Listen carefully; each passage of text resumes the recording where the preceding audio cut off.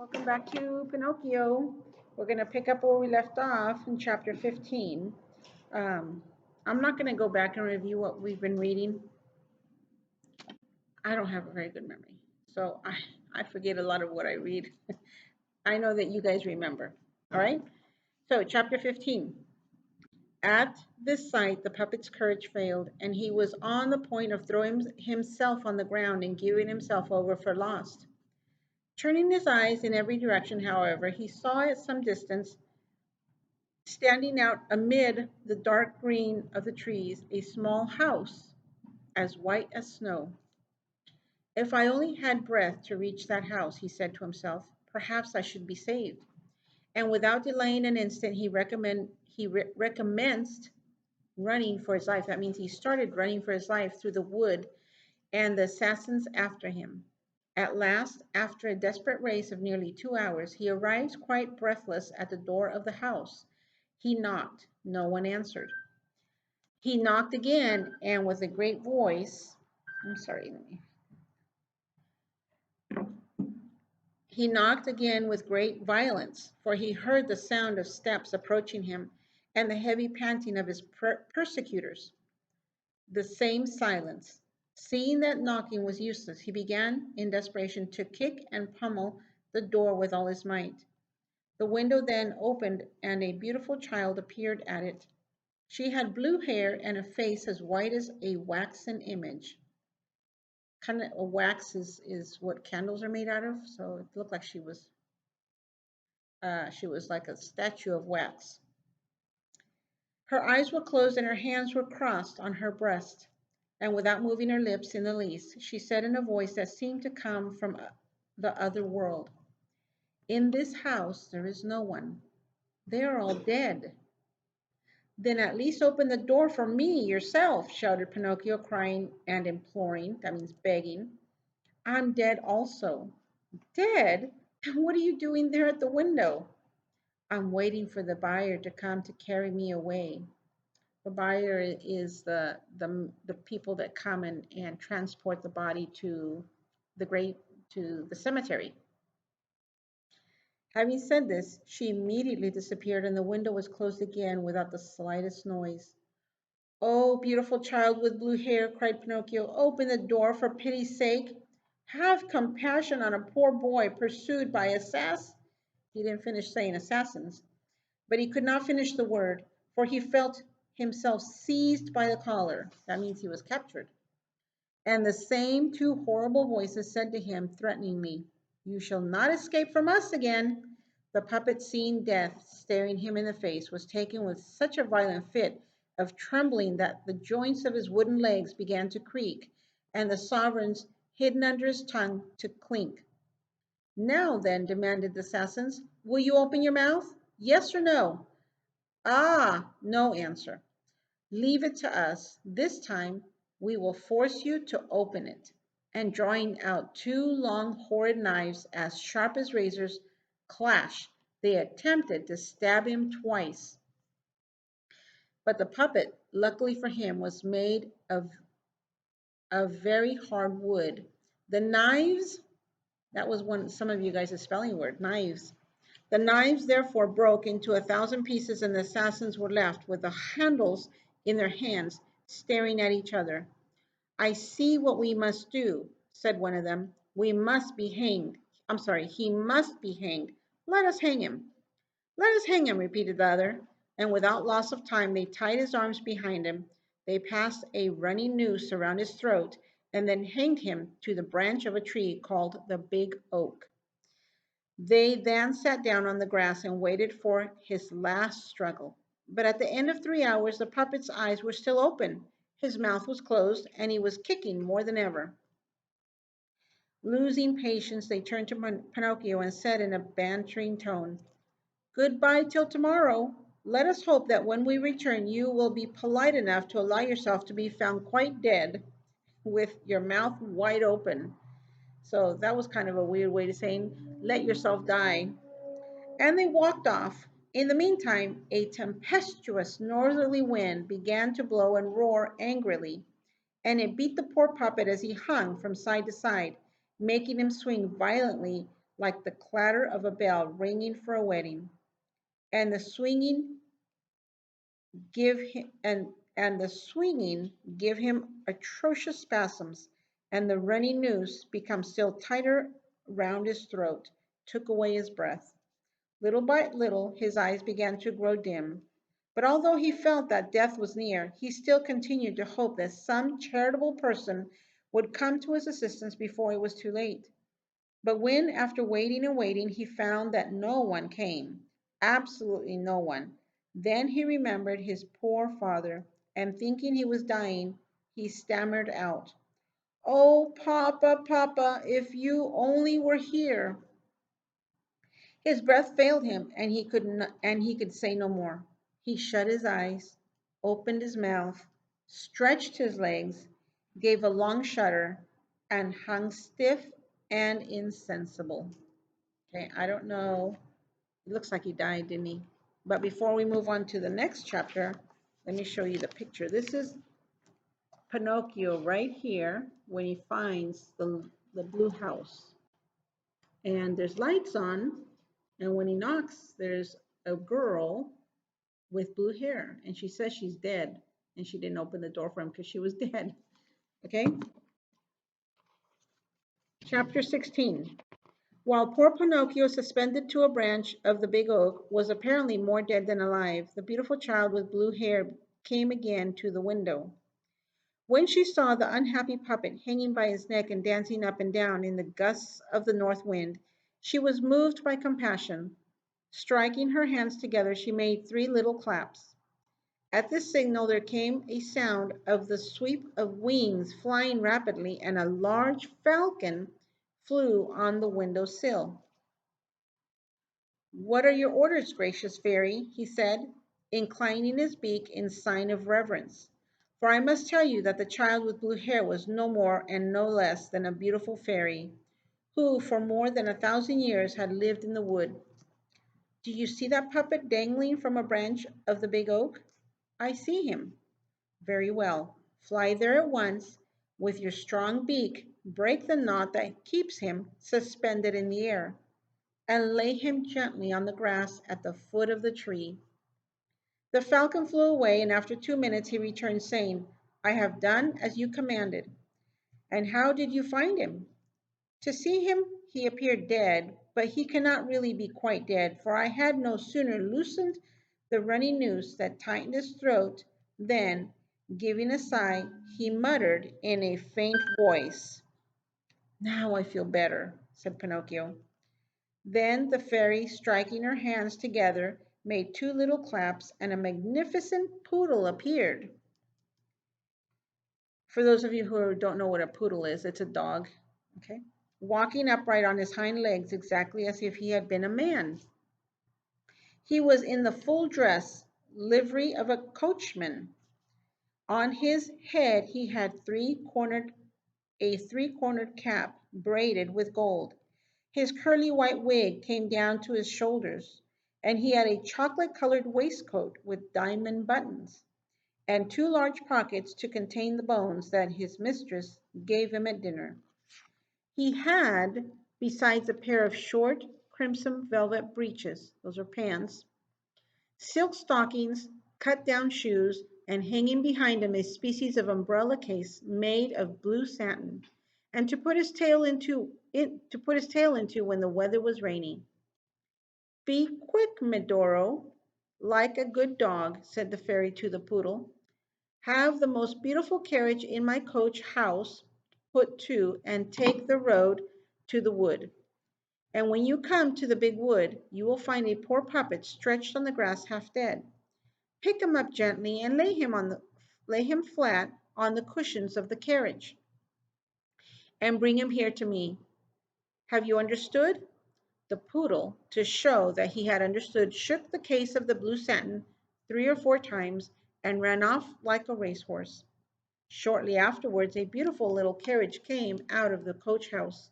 The cushions were stuffed with canary feathers, and it was lined inside with whipped cream custard and Savoy biscuits. The little carriage was drawn by 100 pairs of white mice, and the poodle, seated on the coach box, cracked his whip from side to side like a driver when he is afraid that he is behind time. A quarter of an hour had not passed when the carriage returned. The fairy, who was waiting at the door of the house, took the poor puppet in her arms and carried him into a little room that was wainscoted with mother of pearl, and sent at once to summon the most famous doctors in the neighborhood. The doctors came immediately, one after the other, namely a crow and an owl and a talking cricket. I wonder who that is. I wish to know from you gentlemen, said the fairy, turning to the three doctors who were assembled round Pinocchio's bed. I wish to know from you gentlemen whether this unfortunate puppet is alive or dead. At this request, the crow, advancing first, felt Pinocchio's pulse. He then felt his nose, and then the little toe of his foot, and having done this carefully, he pronounced solemnly the following words: To my belief, the puppet is already quite dead, but if, unfortunately, he should not be dead, then it would be a sign that he is still alive. What kind of doctor is that? He said he's probably dead, but if he's not dead, he's alive. And that's a doctor. Okay. I regret, said the owl, to be obliged to contradict the crow. My illustrious friend and colleague, in my opinion, the puppet is still alive. But if unfortunately he should not be alive, then it would be a sign that he is dead indeed. He said the same thing. And you, have you nothing to say? Asked the fairy to the talking cricket. In my opinion, the wisest thing a prudent doctor can do when he does not know what he is talking about is to be silent. In other words, if you don't know what you're talking about, it's better to be quiet. For the rest, the for the rest, that puppet there has a face that is not new to me. I have known him for some time.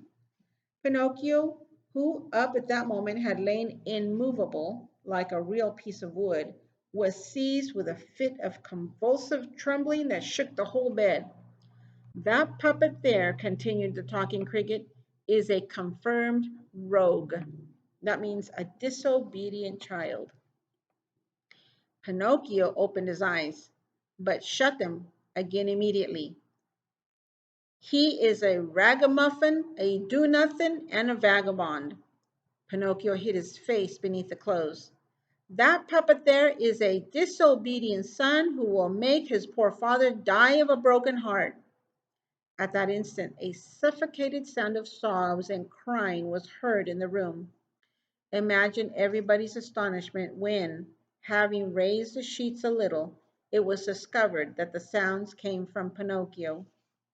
When the dead person cries, it is a sign that he is on the road to getting well, said the crow solemnly. I grieve to contradict my illustrious friend and colleague, added the owl. But for me, when the dead person cries, it's a sign that he is sorry to die. That's funny, isn't it? Okay, chapter 17. And then I'm going to stop at the end of this long chapter. As soon as the three doctors had left the room, the fairy approached Pinocchio, and having touched his forehead, she perceived that he was in a high fever. That was not to be trifled with. And that is, let me see if I can get the whole picture in there. She therefore dissolved a certain white powder in half of a tumbler of water, and offering it to the puppet, she said to him lovingly, Drink it. In a few days you will be cured. Pinocchio looked at the tumbler, made a wry face, and then asked in a plaintive voice, Is it sweet or bitter? Is it bitter? But it is bitter, but it will do you good. If it's bitter, I will not take it. Listen to me, drink it. I don't like anything bitter. Drink it, and when you have drunk it, I will give you a lump of sugar to take away that taste. Where's the lump of sugar? Here it is, said the fairy, taking a piece from a gold sugar basin. Give me first the lump of sugar, and then I will drink that bad, bitter water. Do you promise me? Yes. The fairy gave him the sugar, and Pinocchio, having crushed it up and swallowed it in a second, said, licking his lips, It would be a fine thing if sugar were medicine. I would take it every day. Now keep your promise and drink these few drops of water, which will restore you to health." Pinocchio took the tumbler unwillingly in his hand and put the point of his nose to it. Then he approached it to his lips. He then again put his nose to it, and at last he said, "It's too bitter, too bitter. I cannot drink it." "How can you tell that when you have not even tasted it?" "I can imagine it. I know it from the smell. I want another lump of sugar first, and then I'll drink it." The fairy then, with all the patience of a good mamma, put another lump of sugar in his mouth, and then again presented the tumbler to him. "I cannot drink it so," said the puppet, making 1,000 grimaces. That means ugly faces. "Why?" "Because that pillow down there on my feet bothers me." The fairy removed the pillow. "It is useless. Even so, I cannot drink it." "What's the matter now?" "The door of the room, which is half open, bothers me." The fairy went and closed the door. "In short," cried Pinocchio, bursting into tears, "I will not drink the bitter water. No, no, no." "My boy, you will repent it." "I don't care." "Your illness is serious." "I don't care." "The fever in a few hours will carry you into the other world." "I don't care." "Are you not afraid of death?" "I am not in the least afraid. I would rather die than to drink that bitter medicine." At that moment the door of the room flew open, and 4 rabbits, as black as ink, entered carrying on their shoulders a little bier, a coffin. "What do you want with me?" cried Pinocchio, sitting up in bed in a great fright. "We are come to take you," said the biggest rabbit. "To take me? But I am not dead yet." "No, not yet, but you have only a few minutes to live. And as you have refused the medicine, that would have cured you of the fever." "Oh, fairy, fairy," the puppet then began to scream. "Give me the tumbler at once. Be quick, for pity's sake. I will not die. No, I will not die." And taking the tumbler in both hands, he emptied it at a draught. "We must have patience," said the rabbits. "This time we have made our journey in vain." That means we wasted our time coming here. And taking the little bier again on their shoulders, they left the room, grumbling and murmuring between their teeth. In fact, a few minutes afterwards, Pinocchio jumped down from the bed quite well, because you must know that wooden puppets have the privilege of seldom being sick, and of being cured very quickly. The fairy, seeing him running and rushing about the room, was gay and as lively as a young cock, said to him, "Then my medicine has really done you good." "Good? I should think so. It has restored me to life." "Then why on earth did you require so much persuasion to take it?" "Because you see that we boys are like that. We are more afraid of medicine than of the illness." Disgraceful! Boys ought to know that a good remedy taken in time may save them from a serious illness, and perhaps even from death. "Oh, but another time I shall not require so much persuasion. I shall remember that those black rabbits with the bier on their shoulders, and then I shall immediately take the tumbler in my hands, and down it will go. Now come here to me and tell me how it came about that you fell into the hands of those assassins." "It came about that the showman Fire Eater gave me some gold pieces and said to me, 'Go and take them to your father.' And instead I met on the road a fox and a cat. Two very respectable persons said to me, who said to me, 'Would you like those pieces of gold to become 1,000 or two? Come with us and we will take you to the field of miracles.' And I said, 'Let us go.' And they said, 'Let us stop at the inn of the Red Crawfish.'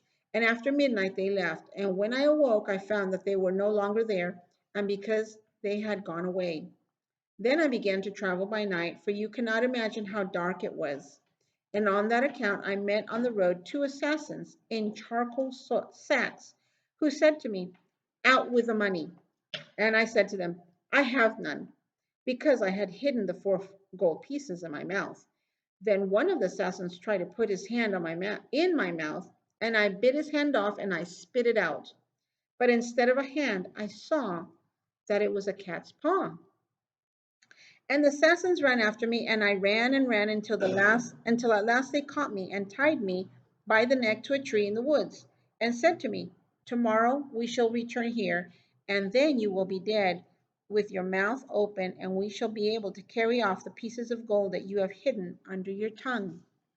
"And the 4 pieces? Where have you put them?" asked the fairy.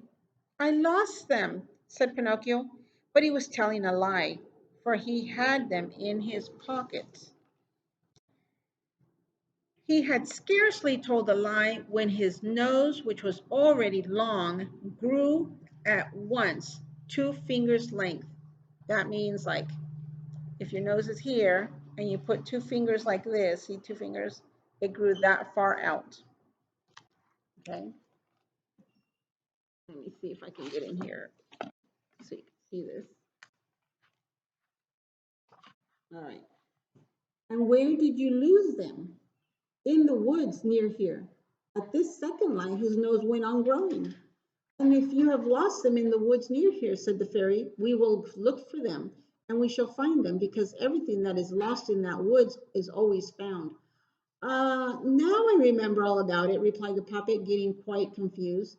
"I didn't lose the 4 gold pieces. I swallowed them inadvertently, accidentally, while I was drinking your medicine." At this third line, his nose grew to such an extraordinary length that poor Pinocchio could not move in any direction. If he turned to one side, he struck his nose against the bed of the window panes. If he turned to the other, he struck it against the walls of the door or the door. If he raised his head a little, he ran the risk of sticking it into one of the fairy's eyes. And the fairy looked at him and laughed. "What are you laughing at?" asked the puppet, very confused and anxious at finding his nose growing so prodigiously. "I'm laughing at the lie you have told. And how can you possibly know that I have told a lie?" "Lies, my dear boy, are found out immediately, because they are of 2 kinds. There are lies that have short legs and lies that have long noses. Your lies, as it happens, is one of those that have a long nose." Pinocchio, not knowing where to hide himself for shame, tried to run out of the room, but he did not succeed, for his nose had increased so much that it could no longer pass through the door. And that's the fairy with the blue hair. We're going to stop there. And next week, we will continue with chapter 18. All right, we'll see you next week. Bye bye.